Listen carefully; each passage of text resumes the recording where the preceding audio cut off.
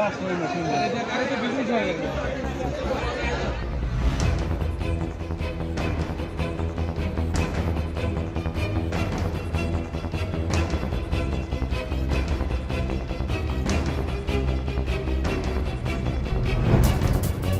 শুনানি শেষে বাড়ি ফেরার পথে পাথর বোঝাই লরির সঙ্গে মুখোমুখি সংঘর্ষে দুমড়ে মুচড়ে গেল যাত্রীবাহী একটি টোটো। ঘটনায় আহত 7 জন।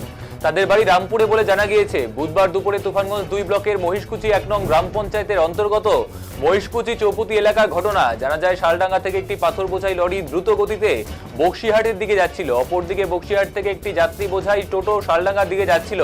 সেই সময় মহিষকুচি চৌপতি এলাকায় লরি ও টোটোর মুখোমুখি সংঘর্ষে দুমড়ে মুচড়ে যায় ওই যাত্রীবাহী টোটোটি। ঘটনার পর ঘটনাস্থল থেকে পালিয়ে যায় ওই গাড়ির চালক। ঘটনায় কমপক্ষে 7 জন যাত্রী গুরুতর আহত বলে জানা যায় স্থানীয় সূত্রে। ঘটনার খবর স্থানীয় বাসিন্দারা তড়িঘড়ি আহতদের উদ্ধার করে বক্সিহাট ব্লক প্রাথমিক স্বাস্থ্য কেন্দ্রে নিয়ে যায়। আহতদের মধ্যে 4 জনের অবস্থা আশঙ্কাজনক হওয়ায় বর্তমানে তারা কোচবিহারের একটি বেসরকারি হাসপাতালে চিকিৎসাধীন রয়েছে বলেও জানা গেছে। বাকি 3 জনের মধ্যে টোটো চালক বর্তমানে ভানুকুমারী হাসপাতালে চিকিৎসাধীন রয়েছে। বাকি 2 জন প্রাথমিক চিকিৎসার পর তাদেরকে ছেড়ে দেওয়া হয় বলে জানা গিয়েছে।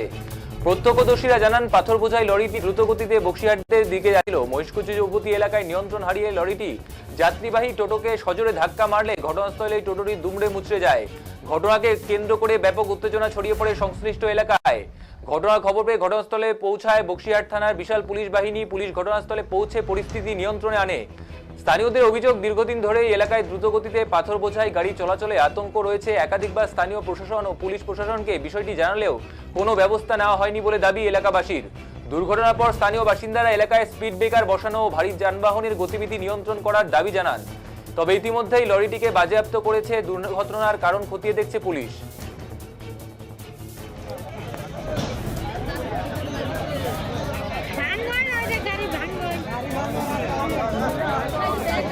আমি এই জায়গার থেকে লোক নিয়ে 5 জন যাইতেছিলাম। কোন দিকে?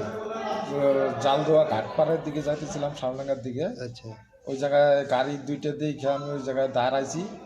তাই একটা গাড়ি পার হয়ে গেছে, আর একটা বালুর টাকা এসে পুরো আমার গাড়িতে লাগাই দিচ্ছে। আমার গাড়িতে 5 জন ছিল। আচ্ছা, 5 জনই বর্তমানে এরকম অবস্থা, মানে আশঙ্কাজনক অবস্থা। আশঙ্কাজনক। কি নাম আপনার? আমার নাম বাপ্পা সাহা। মানে আপনি টোটোর ড্রাইভার? আমি টোটোর ড্রাইভার। গাড়ি ঘন্টাখানেক আগে শালডাঙ্গা থেকে আগত 407 গাড়ি বা বক্সিহাট থেকে আসা সম্মুখীন একটা টোটো সম্মুখীন হয় এবং ভীষণভাবে টোটোটা ক্ষতিগ্রস্ত হয়। তাতে কয়েকজন টোটো যাত্রী ক্ষতবিক্ষত হয়। তারা হসপিটালে এখন ভর্তি আছে এবং গাড়ির চালক সে পলাতক। কয়জন ছিল টোটোতে? 6-7 জনের মতো ড্রাইভার সহ। তাদের অবস্থা কি আশঙ্কাজনক? তাদের অবস্থা খুবই সংকটজনক। গাড়ির ড্রাইভার পলাতক। এইভাবে এই রাস্তায় বারবার এই ধরনের ঘটনা ঘটতেছে। আমরা প্রশাসন এবং লোকাল প্রশাসন উভয়কে বিষয়টি জানানো হয়, কিন্তু বিষয়টা নিয়ে কোনো পদক্ষেপ সঠিকভাবে না নেওয়ার দরুন এই ধরনের ঘটনাগুলো ঘটছে। প্রায় সময় ঘটে থাকে। পুলিশ এসছে? হ্যাঁ, পুলিশ আসছে। পুলিশ আসলো, পুলিশ তদন্ত করতেছে বিষয়টা দেখুক এবং এখানকার জনসাধারণ সকলেই আছে। কি নাম আপনার? আমার নাম গৌতম কুমার অধিকারী। জায়গাটার নাম? মহিষকুচি চৌপতি। ঘন্টাখানেক আপনি কোন দিকে যাচ্ছিলেন? বাড়ি যেতেছি, বাচ্চা পেট নিয়ে বাড়ি যেতেছি। আচ্ছা, যাওয়ার পথে মানে ট্রাক এসে লাগাই দেয় টোটোতে?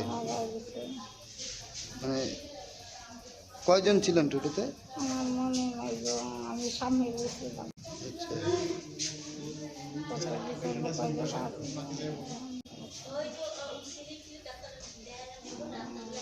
আপনার বাড়ি কোথায়? রামপুর বরবান্ধা। কি নাম আপনার?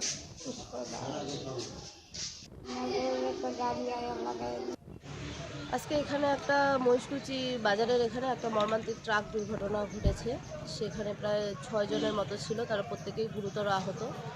আর তারা আমরা জানতে পারলাম তারা প্রত্যেকেই রামপুর 1-এর বাসিন্দা। তারা বিডিও অফিসে গিয়েছিল।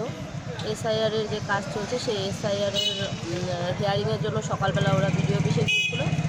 সিএসআরের কাজ সম্পন্ন করে তারা বাড়ি যাচ্ছিল, বাড়ি ফেরার পথেই এই মর্মান্তিক দুর্ঘটনাটা ঘটেছে। টোটোর সঙ্গে কিছু তো টোটোর সঙ্গে একটা 407 পিকআপ ছিল। তারা কি প্রত্যেকে গুরুতর আহত রয়েছে? হ্যাঁ, তারা প্রত্যেকেই গুরুতর আহত। একটা ছোট বাচ্চাও ছিল 5-6 বছরের, সেও গুরুতর আহত। এই রাস্তাটা একটু ট্রাক চলাচল একটু বেশিই হয়, তো এর জন্য আমরা থানায়, বক্সিহাট থানায় বলেছিলাম যাতে ট্রাকের যে গতিবেগটা সেটা নিয়ন্ত্রণে রাখার কথা ওনারা বলেন।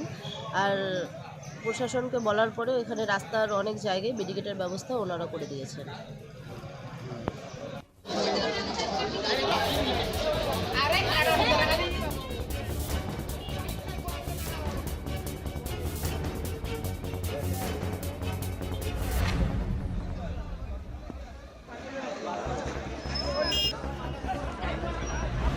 আগায় না, আগায়।